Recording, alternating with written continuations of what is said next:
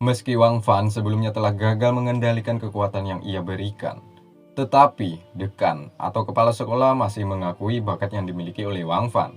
Sebab, kekuatan yang ada pada dalam diri pemuda tersebut sangatlah luar biasa. Ya, setelah Wang Fan keluar dari tempat ini, kekuatannya sudah dipastikan berada di ranah wisdom aliran biru tahap awal. Kepala sekolah terus berharap kepada Wang Fan agar kelak mampu mencapai ranah martial god dengan cepat. Seperti yang saya jelaskan sebelumnya, kepala sekolah sudah gagal menjaga dua muridnya untuk mencapai ranah tersebut. Hari ini kepala sekolah sudah sangat yakin bahwa Wang Fan akan sampai ke tingkatan tersebut. Semua itu tak luput dengan usaha juga doa. Malam hari saat Wang Fan asik berkultivasi, dirinya didatangi kepala sekolah. Kedatangannya hanya ingin mengatakan kepada Wang Fan bahwa Wang Fan sudah berada di ambang ranah kesempurnaan wisdom aliran biru. Artinya jalan Wang Fan masih sangat jauh untuk menuju ke ranah martial god. Untuk mencapai ke tahap yang diinginkan, Wang Fan disarankan kepala sekolah agar lebih bekerja keras lagi coy.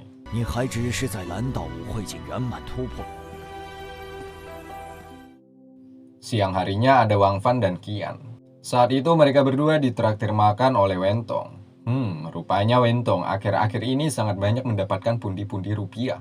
Uang yang didapatkan atas hasil kerja kerasnya selama ini coy. Yakni menjadi seorang detektif yang memberikan informasi rahasia kepada para murid yang ada di akademi ini coy. Selama masih tertarik dengan kinerja Wentong, maka mereka akan memberikannya sedikit cuan. Ya, pekerjaan barunya ini tak terlepas dari bantuan Wang Fan. Sebab, Wang Fan lah yang dulu memberikan metode ini kepadanya.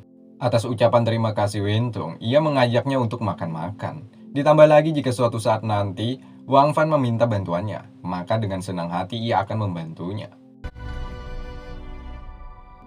Selain itu, Wentong juga mengeluarkan ranah jiwanya yang saat ini ia capai, yakni di tingkatan one step forward. Dengan apa yang dicapai Wentong saat ini, dirinya sudah bisa dikatakan sebagai murid jenius di akademi ini.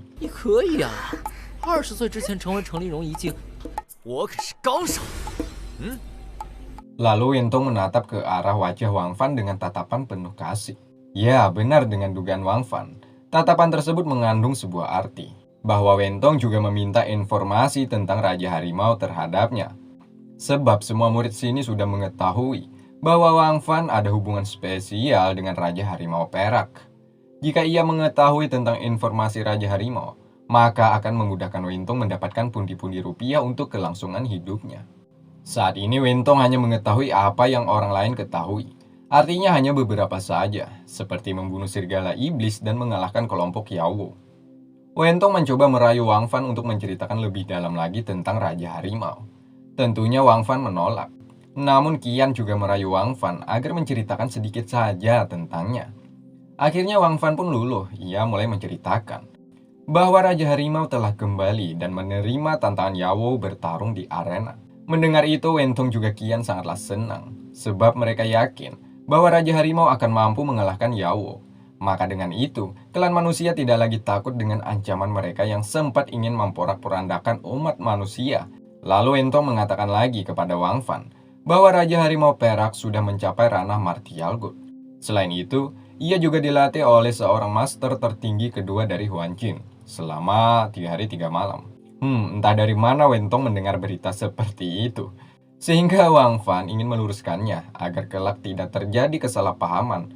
Belum sempat menceritakan tentang apa yang sebenarnya terjadi, datanglah Sun Chu dan Song Fei ke tempat ini. Rupanya Sun Chu bersaudara ini telah mendengar beberapa poin pembicaraan Wang Fan dan lainnya. Ya, dengan keyakinan yang tinggi, Sun Chu mengatakan bahwa Raja Harimau Perak tak akan menang melawan Yawo dari klan iblis surgawi. Rupanya Sun Chu masih menanam rasa dendam di hatinya. Meski ia sama-sama berasal dari klan manusia, keluarga Song malah mendukung Yawo yang pada dasarnya dari klan iblis memenangkan pertarungan nanti. Hal itu membuat Wentong sedikit mencurigai bahwa keluarga Song bukan berasal dari manusia. Hal itu membuat Song Chu marah dan ingin menampar Wentong. Dengan cekatan, Wang Fan langsung menepis serangan Song Chu. Atas hal ini, membuat Song Chu langsung tinggi darah. Dirinya langsung mengambil ancang-ancang untuk menyerang Wang Fan. Karena tak ingin dicurigai, Wang Fan pun tak bergerak sedikit pun saat Song Chu melepaskan serangan.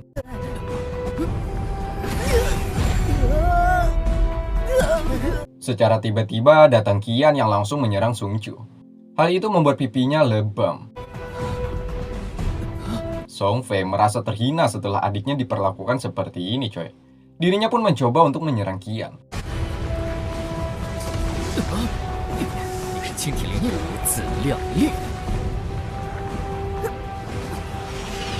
Setelah melihat aura yang ditimbulkan Qian, dirinya pun tidak jadi ingin menyerangnya. Sebab Qian sudah berada satu level lebih tinggi dibandingkan dirinya. Padahal kemarin Qian baru saja ia kalahkan di turnamen. Kok tiba-tiba hari ini dia menjadi kuat?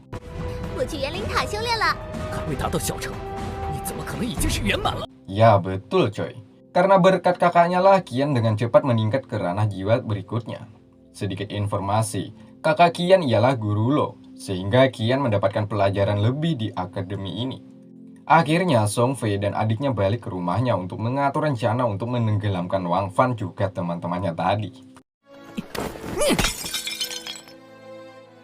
Saat di rumah, Sung Chu penuh dengan amarah, dirinya akan secepatnya membalas Wang Fan dan lainnya. Menurut Song Fei, tindakan Sung Chu sangat beresiko.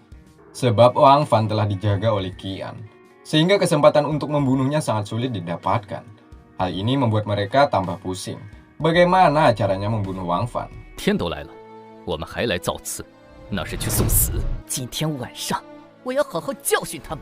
Di sela-sela itulah, Yao datang ke istana keluarga Sung. Ya, kedatangannya untuk membantu keluarga Sung agar cepat menerobos kekuatan jiwa berikutnya. Awalnya kakak beradik ini menolaknya, sebab mereka tidak yakin dengan apa yang dikatakan oleh Yao. Sebab pada dasarnya manusia dan iblis bak air dan minyak yang tak pernah menyatu. Tiba-tiba Song Hai, ayah mereka juga datang ke hadapan Yao. Dirinya memohon kepada Yao untuk membantunya agar bisa membunuh Wang Fan. Bahkan Song Hai bersumpah akan selalu patuh atas perintahnya. Akhirnya Yao memberikan beberapa pil kepada Song Hai agar cepat menerobos ke tingkatan berikutnya. Begitupun dengan Song bersaudara, mereka berdua juga mendapatkan beberapa benda penting untuk kelangsungan bela dirinya. 人可完美进行，你的体质特殊，这一本功法最适合你，好好修炼，必成紫气星矢。这里面有一枚破镜妖丹，不只可助你突破。Kembali ke kedai, saat itu mereka bertiga melanjutkan makannya. Rencananya setelah selesai makan-makan, Wintong akan menjual informasi tentang si Raja Harimau Perak bahwa ia menerima tantangan Yao.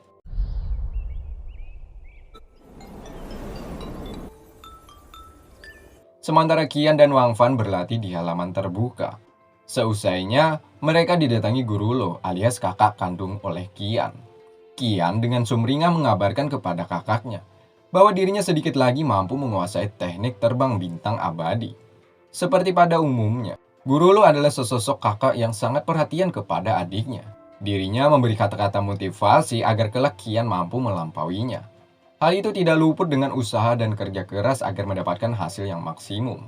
Hari ini, Guru Lu juga berhasil menerobos ranah jiwa wisdom aliran biru tahap awal.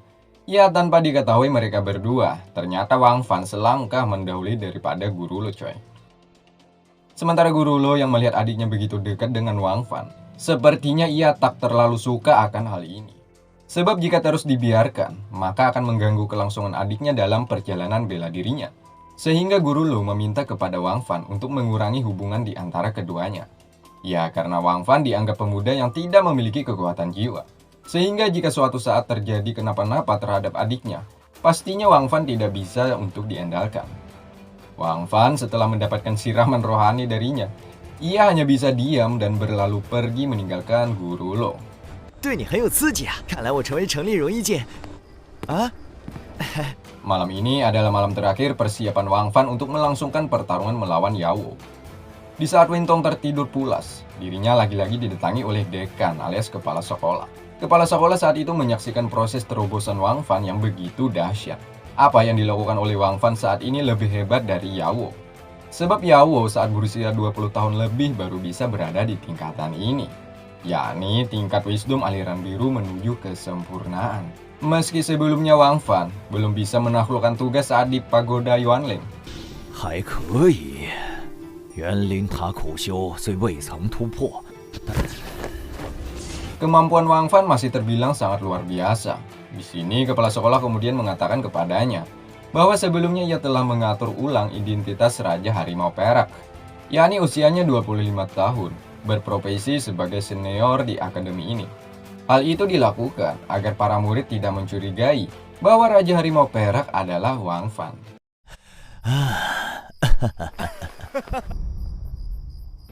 Singkatnya, kepala sekolah pergi ke halaman. Di sini ia didatangi oleh tetua. Tetua sangat senang bahwa dia baru saja melakukan terobosan ke tahapan berikutnya. Hal itu mengundang suara yang begitu keras sehingga kepala sekolah sedikit kesal akan tingkah lakunya. Sebab jika seperti ini takutnya akan mengganggu Wang Fan yang lagi beristirahat. Sehingga kepala sekolah harus memberi tetua sedikit pukulan manja. Siang harinya di perpustakaan, Wang Fan yang haus ilmu, dirinya selalu membaca buku tentang seni bela diri. Berbeda dengan Wentong, dirinya terus saja mengoceh bahwa besok hari adalah hari di mana perjanjian Yawo melawan Raja Harimau Perak akan dilaksanakan.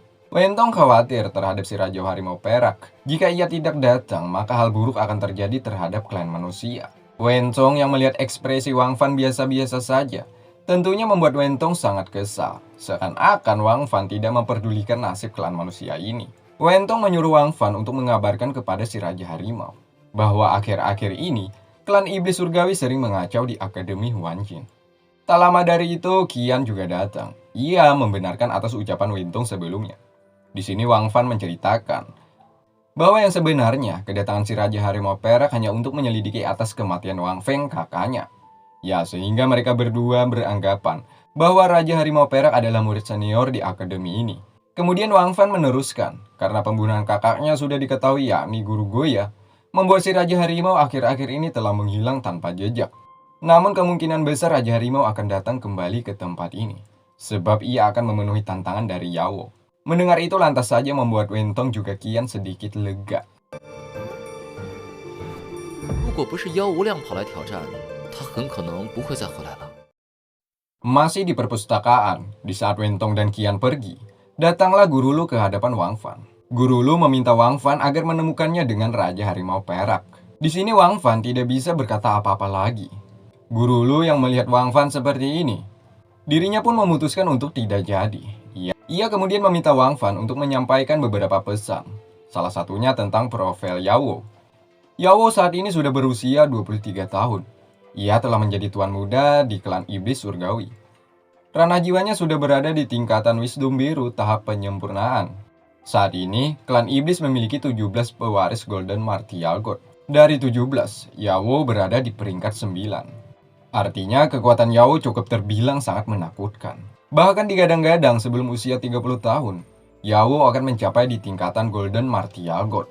Untuk teknik bela dirinya, Yawo menggunakan kipas tulang iblis. Selain itu, Yawo juga menyimpan teknik rahasia yang mematikan.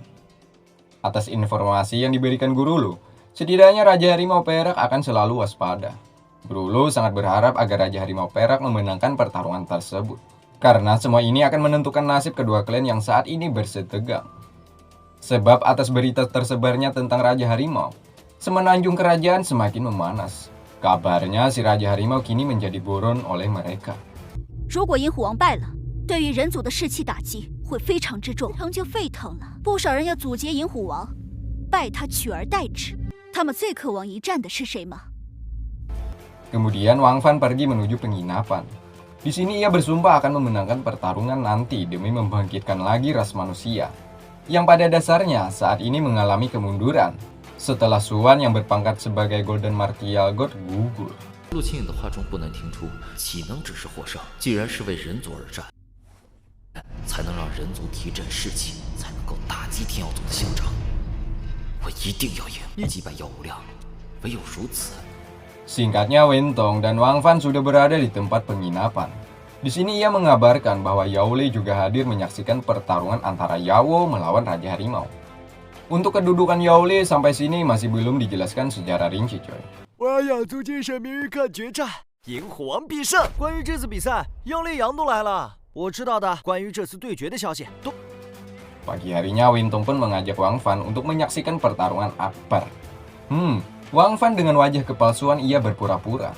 Masih banyak tugas yang belum ia selesaikan, sehingga Wentong tidak mencurigai bahwa si Raja Harimau adalah sahabatnya sendiri.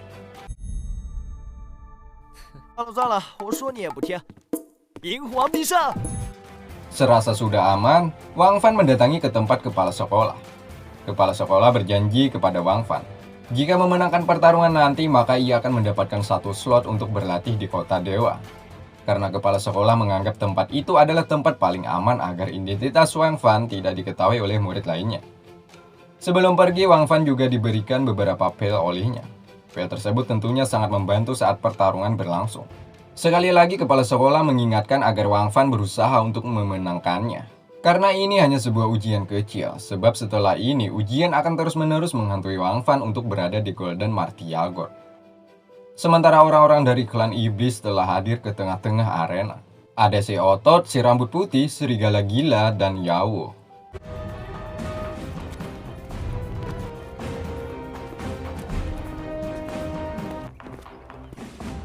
Keluarga Song juga hadir menyaksikan pertarungan ini. Sementara di sebelahnya ada Yao Le, dia salah satu yang terkuat di klan pedang tirani. Koreksi kalau salah ya coy, sebab di sini belum dijelaskan secara rinci siapa Yao Le ini.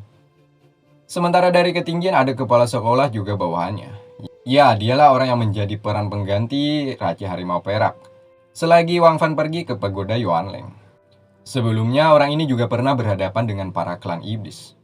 Untung saja selama ia menjadi pemeran pengganti, identitasnya masih belum diketahui oleh mereka. Ya, tapi sayang coy, adegan tersebut tidak ada di video ini. Oke, gencot.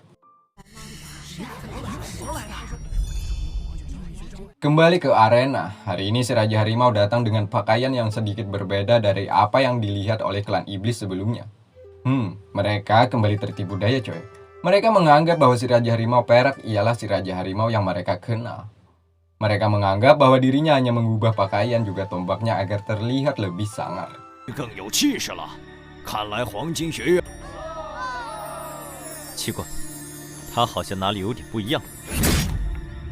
Kembali ke tengah arena, di sini Yawo mengungkit kembali kejadian sebelumnya. Di mana jika tidak ada tetua akademi ini, kemungkinan besar si Raja Harimau sudah mati di tangannya. 你便宜，我只用了50%的力量。银虎王。 很不错。Rupanya, mulut Yawo sama persis dengan wanita zaman sekarang. Dirinya sangatlah sombong dan memamerkan cerita tentang kehebatannya. Meski begitu, Raja Harimau hanya diam. Membuat para murid akademi ini begitu takjub akan sikapnya. Bahkan hal mengejutkan terjadi. Raja Harimau meminta Yawo, peraturan pertarungan ini dirubah. Yang sebelumnya hanya sebatas pertarungan biasa, kali ini Raja Harimau meminta pertarungannya menjadi hidup dan mati. Tentu saja, membuat Yawo sangat bergairah atas apa yang dipinta oleh Raja Harimau Perak. Tapi, ada tapinya coy, Raja Harimau meminta pertarungan ini hanya dilakukan di antara mereka berdua, alias tanpa ada ikut campur orang lain. Rencana ini terbilang brilian, sebab kedatangan Yao Li ke sini untuk mengacau pertarungan ini jika nantinya Yawo kalah. Akhirnya Yawo pun menandatangani perjanjian kontrak ini. Dan pertarungan pun dimulai.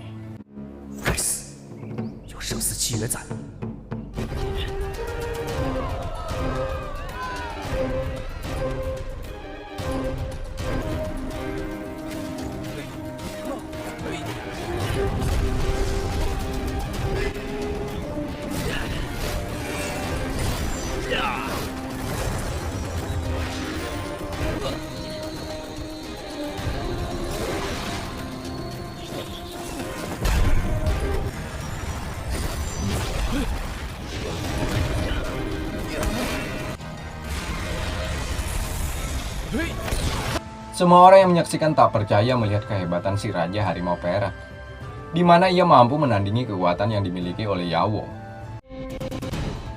Bukan itu saja, Yawo malahan dibikin kesusahan saat menghadapinya.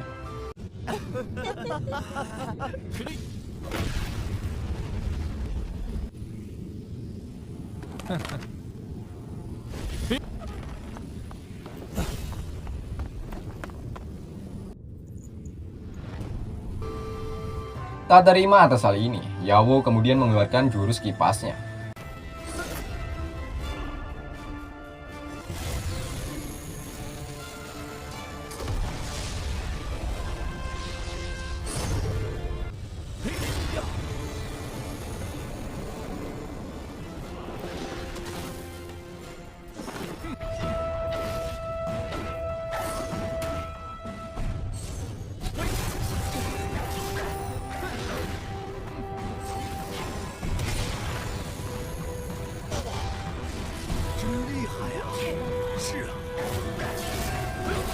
Sungguh luar biasa, serangan kipas yang dilancarkan oleh Yawo mampu ia tahan. Kemudian Yawo mengeluarkan teknik rahasianya. Sontak saja membuat kubu klan iblis surgawi merasa sangat yakin si Raja Harimau tak mampu menahan serangan tersebut.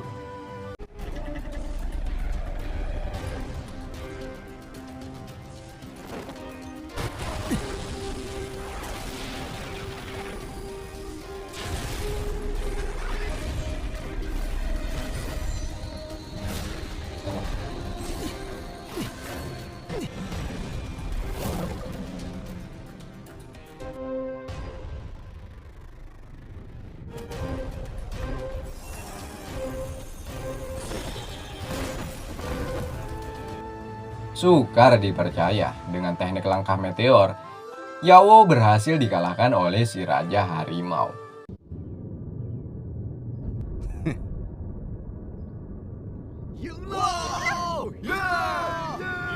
Namanya juga penjahat coy, meski sudah ada ikatan perjanjian di awal pertarungan.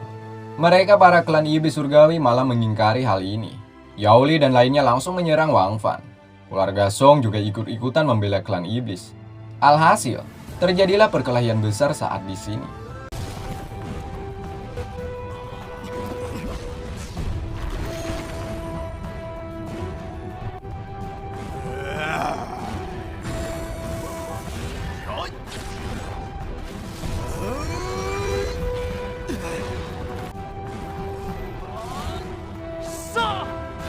Di sini si Raja Harimau mampu menjatuhkan beberapa musuhnya dengan teknik bela diri yang cukup ciamik.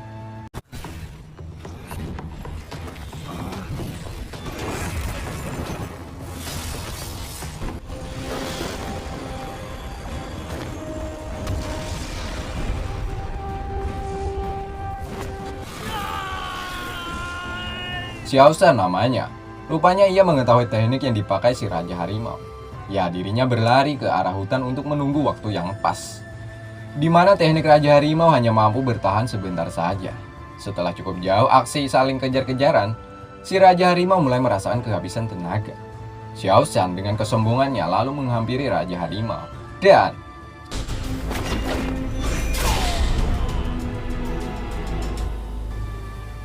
Xiao Shan tertipu atas trik Raja Harimau yang saat itu berpura-pura untuk mengelabuinya. Alhasil, Xiao Shan terjatuh ke sebuah jurang. Wang Fan akhirnya mulai merasakan efek samping setelah mengeluarkan teknik tersebut. Dirinya terbaring di tanah tak bertenaga. Tiba-tiba hal mengejutkan terjadi. Song Chu ternyata diam-diam mengikutinya. Di sini Raja Harimau ingin dihabisinya. Nah, Raja Harimau kemudian mengajaknya ngobrol, lalu membuka topengnya. Betapa terkejutnya Song Chu. Ternyata si Raja Harimau perak adalah Wang Fan, pemuda yang selalu ia remehkan saat di akademi. Tanpa banyak basa-basi lagi, Song Chu dihabisinya dengan sekali serangan.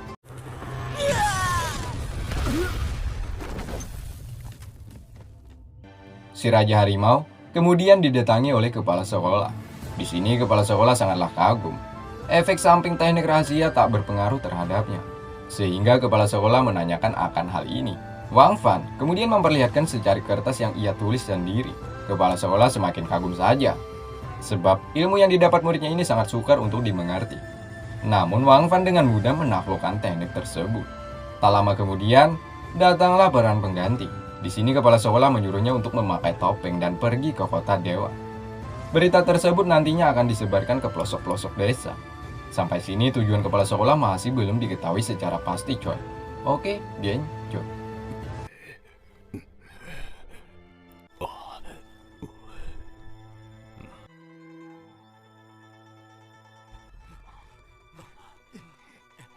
Sementara keluarga Song dan kelompok Yao Li berkumpul di tengah hutan.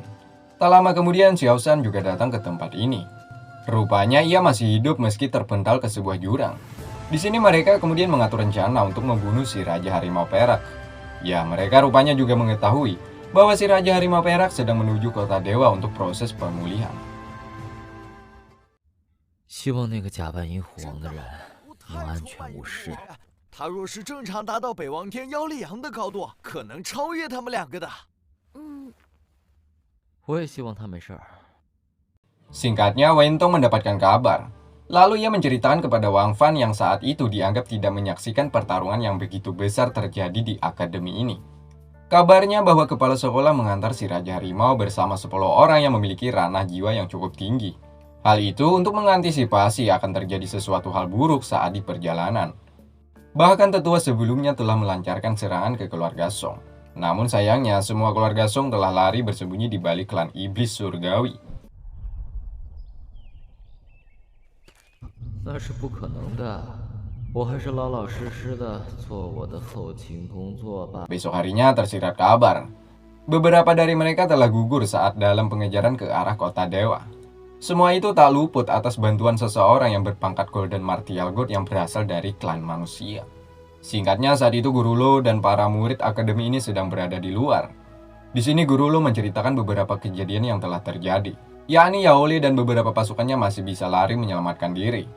Sementara kurang lebih 30 penjaga alias prajuritnya berhasil dihabisi oleh petinggi dari klan manusia. Tak lama dari itu, serigala gila datang ke hadapan mereka. Di sini serigala gila menantang klan manusia untuk bertarung hidup dan mati.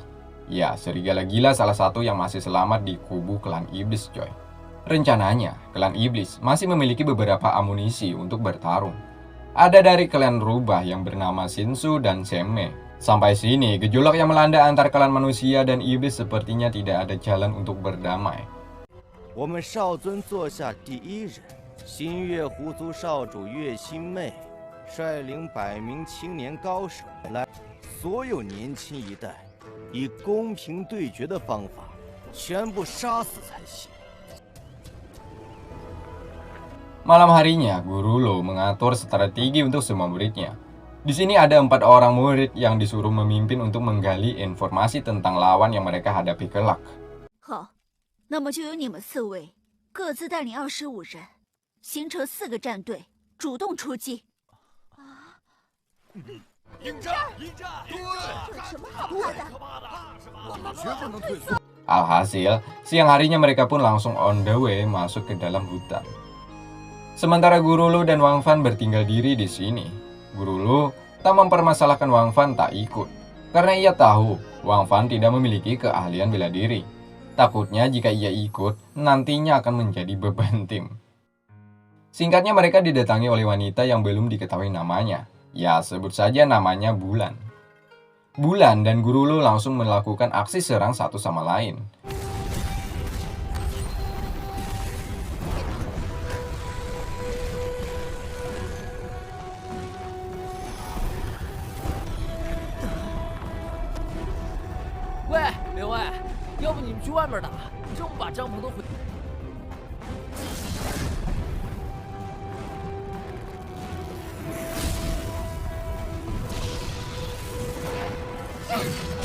Bulan kemungkinan besar berasal dari klan iblis.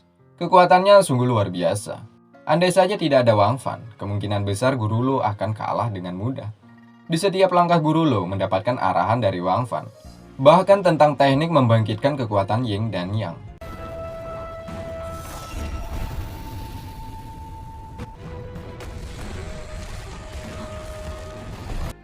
Hal ini membuat si Bulan langsung pergi. Sebab jika ia terus memaksa untuk bertarung, sama saja dengan bunuh diri. Singkatnya Guru Lo sangat kagum atas pengetahuan Wang Fan. Ya, Guru Lo mengakui Wang Fan murid yang suka membaca. Mungkin itulah sebabnya ia dapat mengetahui tata cara bertarung. Sampai sini Guru Lo tidak ada curiga sedikit pun bahwa muridnya Wang Fan memiliki kekuatan yang lebih tinggi dibandingkan dirinya. Nah, sesaat Guru Lo pergi, Bulan kemudian datang ke tempat ini. Rupanya Bulan penasaran dengan bakat yang dimiliki oleh Wang Fan. Dirinya menyuruh Wang Fan agar tidak mengajarkan kepada Guru Lo. Selain itu, Bulan juga mengancam untuk membunuh Wang Fan. Sebab berita tentang hubungan dengan si Raja Harimau Perak sudah menyebar ke seluruh penjuru. Wang Fan hanya diam dan menunggu. Jika Bulan berani menyerangnya, maka dengan terpaksa ia harus mengeluarkan jiwa aslinya.